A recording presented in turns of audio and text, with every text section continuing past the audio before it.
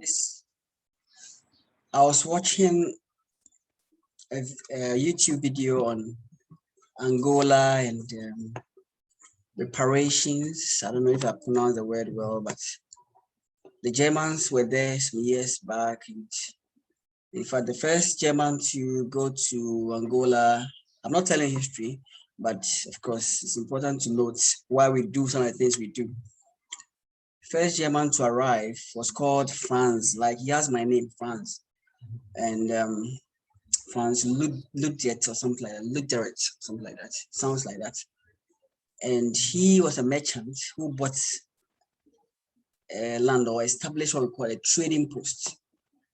And then when he established a trading post, there was a trading post. At that time, trading means they trading anything. They were trading human beings as well. In the 18 something, 1834, somewhere there, 19th century. Okay. And this man had no, intention of bringing the German country to the place. But apparently he stumbled, or they were digging and they found diamond. Okay. So when they found a diamond, then it was important that, they take it, the whole area now became like, Charlie, we need this mineral. It's like diamond. Come on, are you kidding me?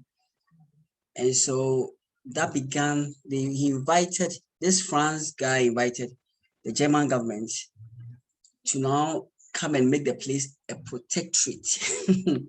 Anyway, sometimes I like these things. I like reading history.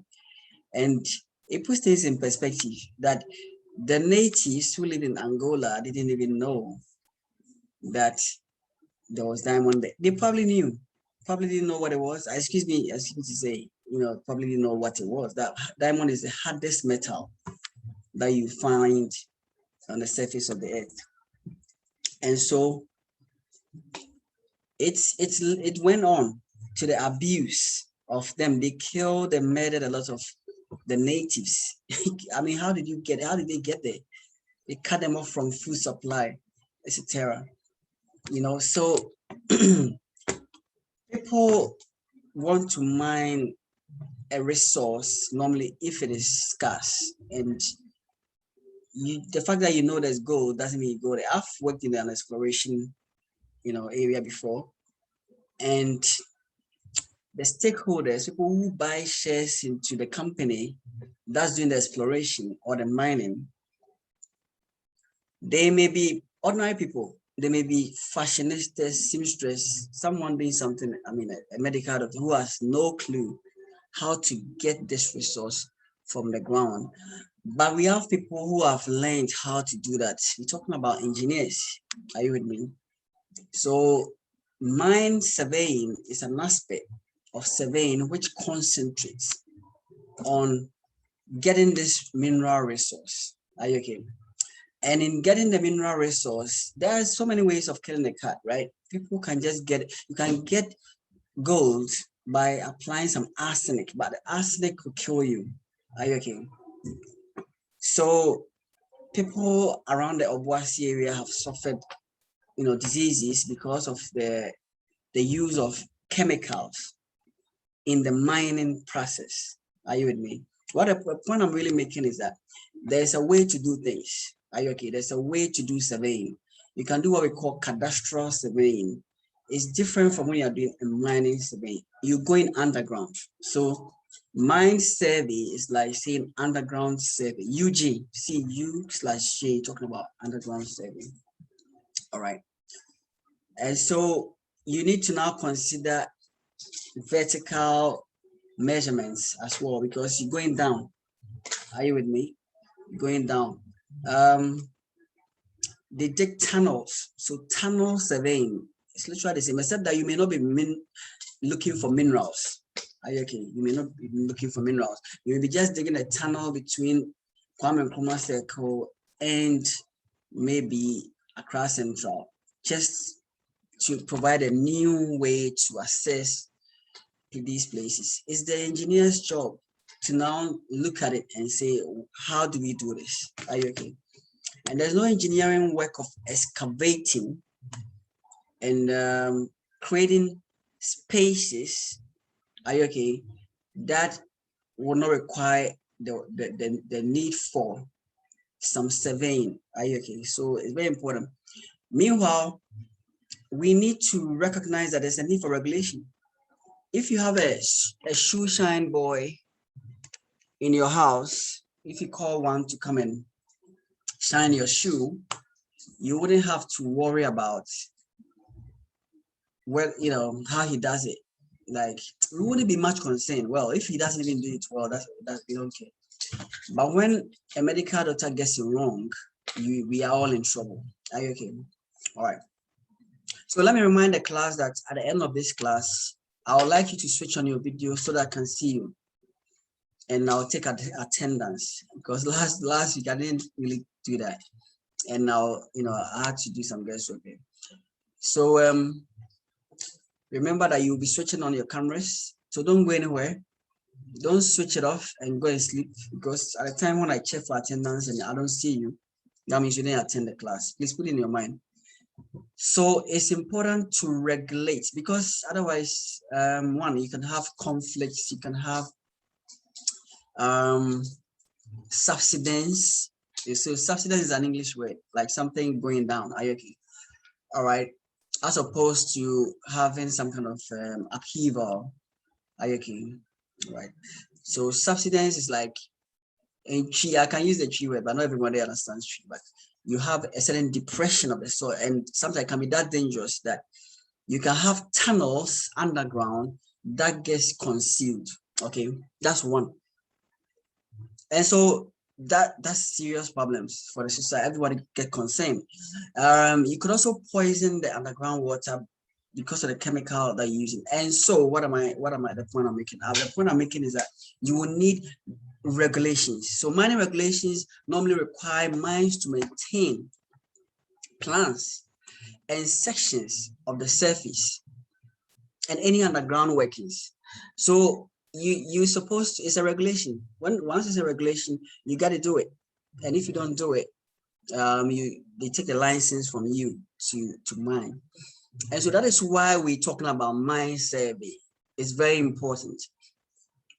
It's important to maintain an accurate plan. So it's not like just do any plan. It has to be accurate. It has to be up to date for the use of the current and future land users.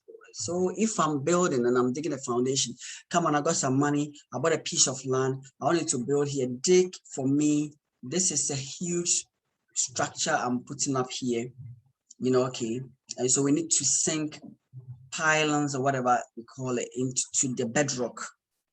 Here we are in let me not go too far, 1961, okay, someone did some underground excavation, and you have no clue, and you are sinking this pylons. So you understand what it means. It poses a risk.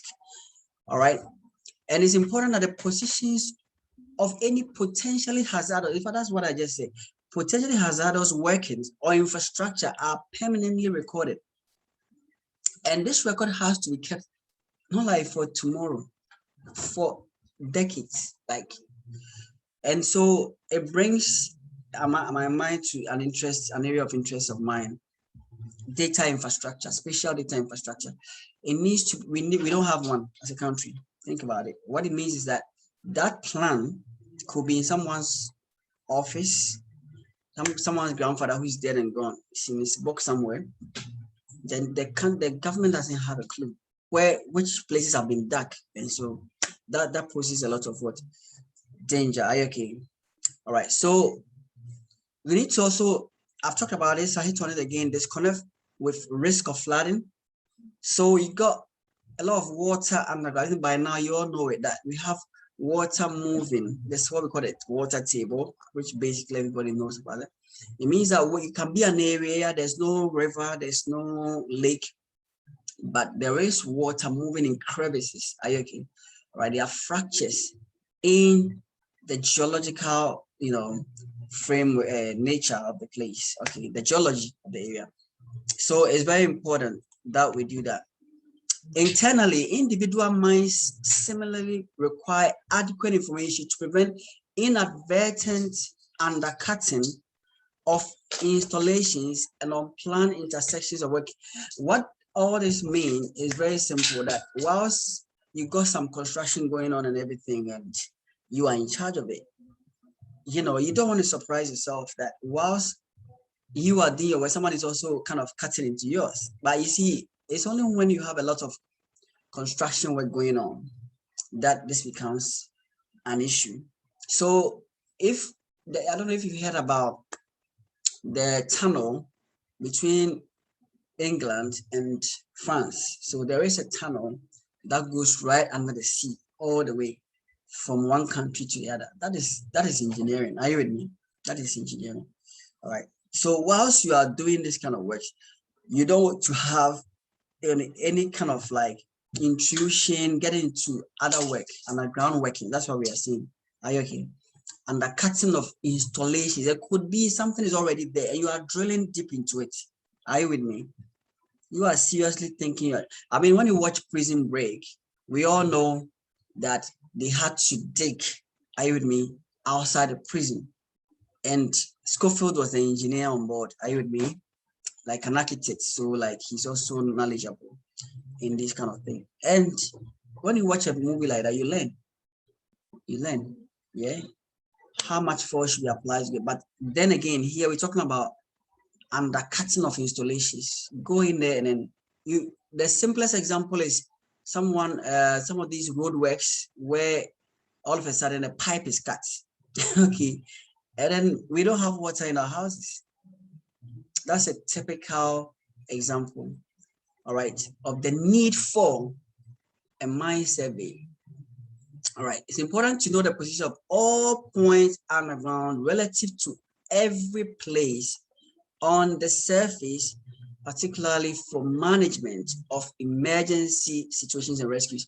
So I'm an emotional person, and of course, I will feel free and express, that myself in this area, because if you've been following the news, you've not been just listening to, as Empire FM all the time, or whatever, for lack of a better expression, you come to a realization that in the past like 10 years, we've had so many emergency cases where miners were caught underground and, they were rescued.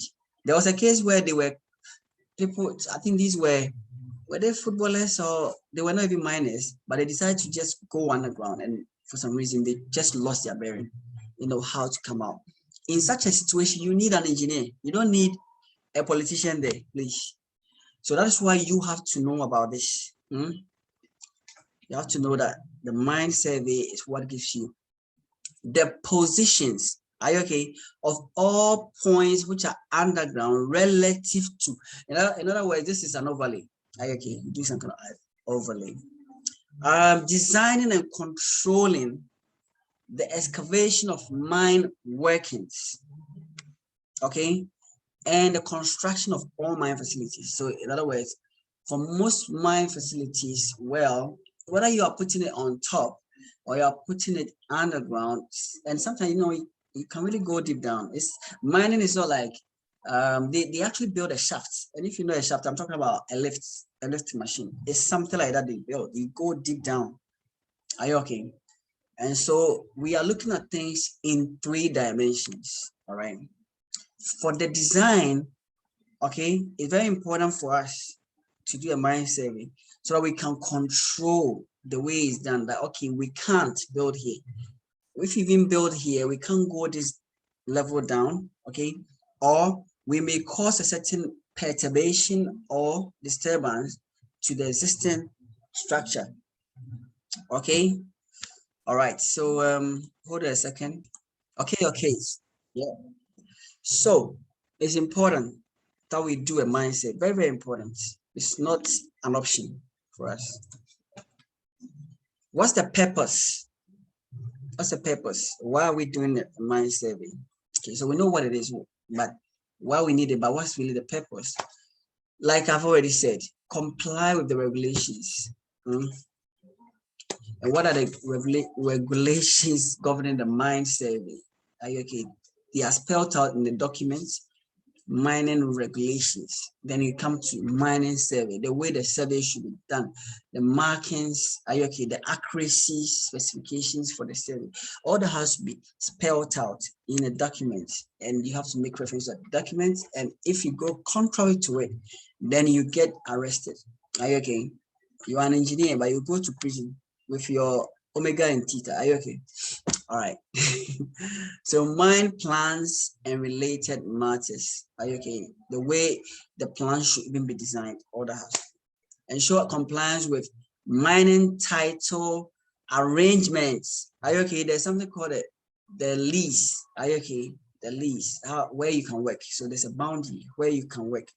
All that is very important. Ensure compliance with the mining arrangements, the license contracts, ensuring that the work is carried out within permitted boundary limits. So what I'm saying, you may take it for granted, but if you actually get out of academia, you're in university and you are studying, once you're out of it and get out there, you come to realize that there are, mining licenses, like there's a defined area where you can work when it comes to mining. And we all know why, because what are you mining for? You are mining like millions of minerals, yeah, precious minerals. And I even heard there's lithium in Ghana, so you can imagine. Maintain an adequate geographic database. Now, I can relate to that geographic database, spatial database. All right, and that database is a special one because there are so many databases, but this one will just keep everything that is the location, okay, and then the height of everything is kept in a very ordered and structured way so that we can query it. Are you with me? All right. Anybody uses the word database, he wants to say organize your data so that I can query it. Put it in your mind. That's it. We talk about databases in Ghana a lot, national database, blah, blah, blah. That's the idea. So that what we see in movies can be done, can quickly query. Are you with me? Where is the miners are here? Okay. How long will it take for us to get there?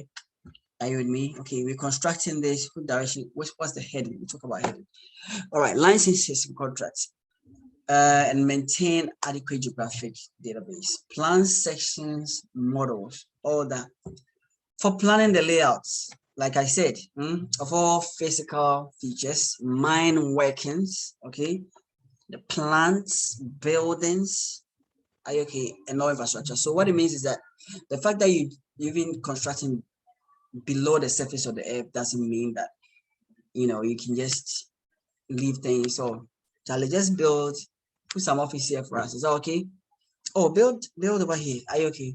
Now that is why there are regulations. Now, if you go against it and then there's an accident, they won't call me and say, who taught you engineering survey? Did he not talk about it?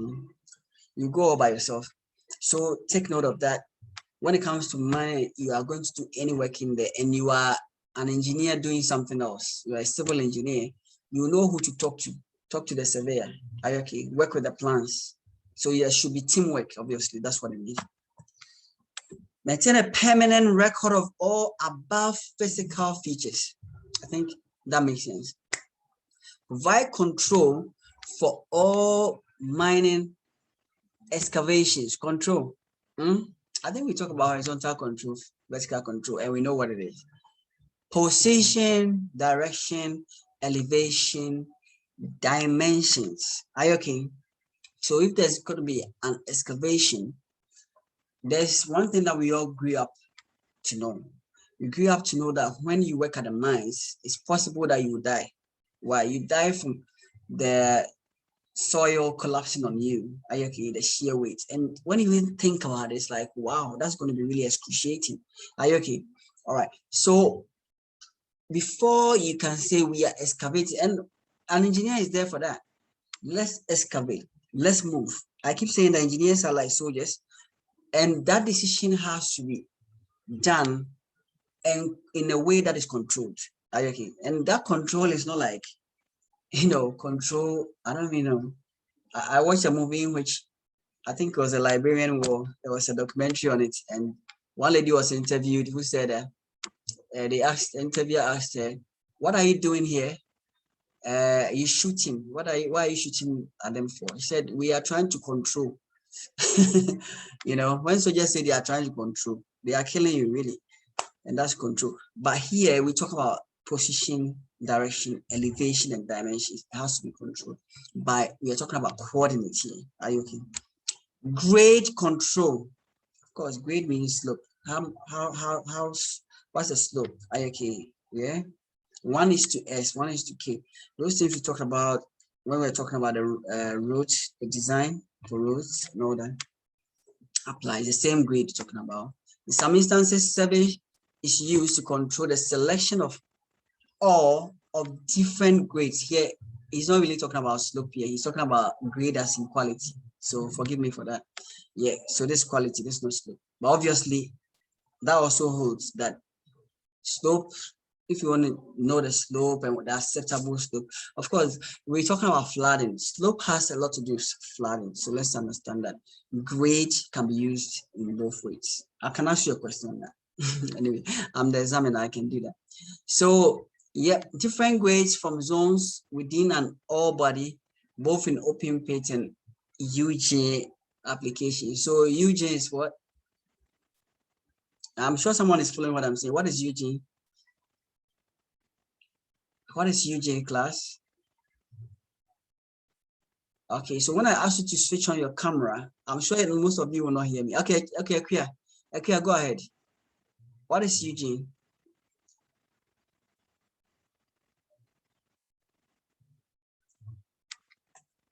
Okay. Akuya is not talking. That's fine. Because of her network. All right. So, yeah, underground application, open pit and underground. So they have two options normally. You have the open pit.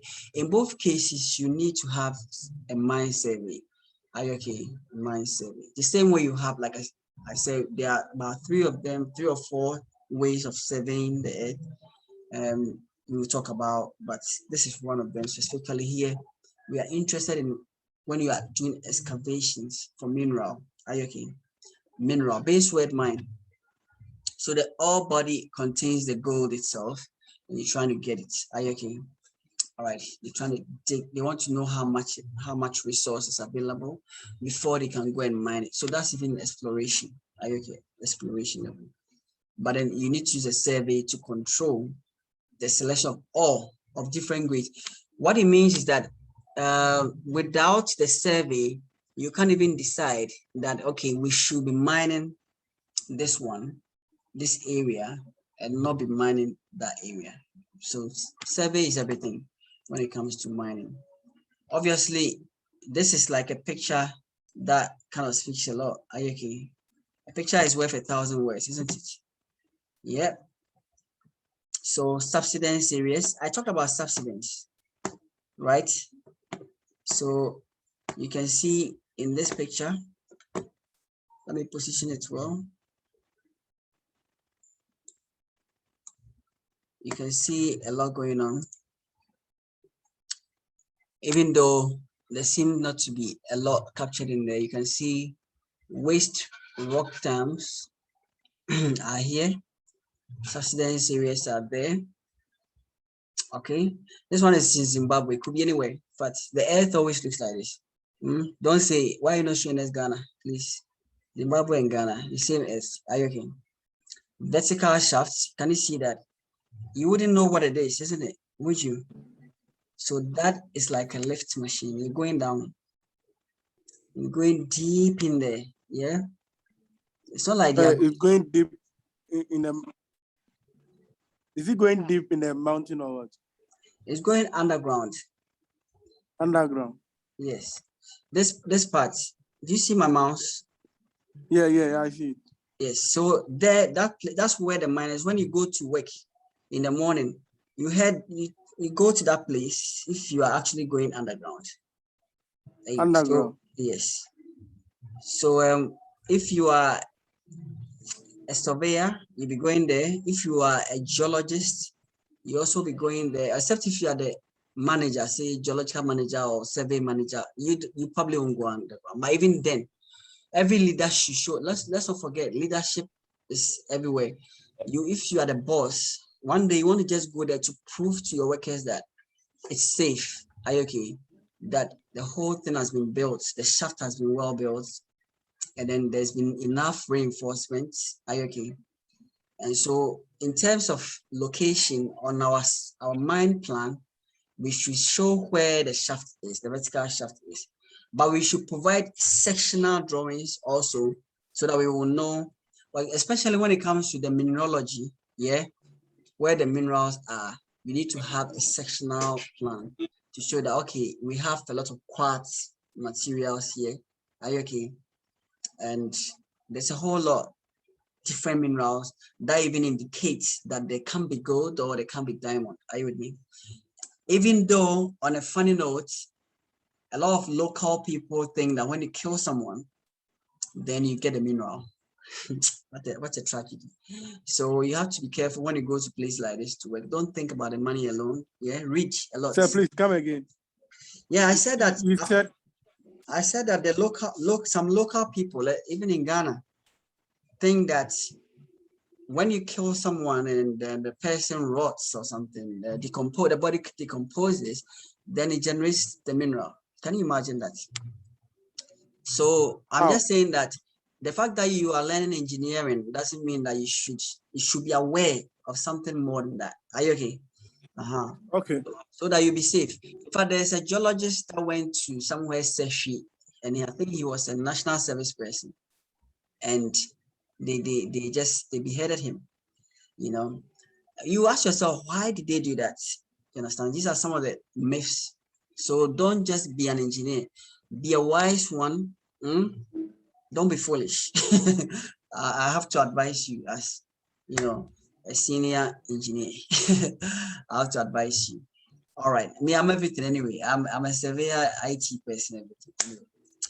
Anyway, I do what I'm saying is it happened in Ghana in some years back, and when I actually went to work in an exploration area, that is one thing that I was told that. So you have to know how you relate to people. Some people are rude. Being rude doesn't help you in this world. You won't get far. Yeah, so that's it. You go to a place in the sites where it's a dangerous place to be because you're an engineer and you are supposed to be the center of all knowledge in how engineering and the whole excavation is going. You don't respect your laborers and people you are working with, they'll just leave you. And with your few months of experience, you always be in trouble. Are you okay? Anyway, so that was by the way. Yeah, you have a question. No, sir. Yes. Yes, Abraham. Sir, please, no, I don't have a question. Your mic is on, so I thought you had something. Okay. Okay, all right. Anyway, so types of mine plans. Okay, let's look at the regulations may specify minimum requirements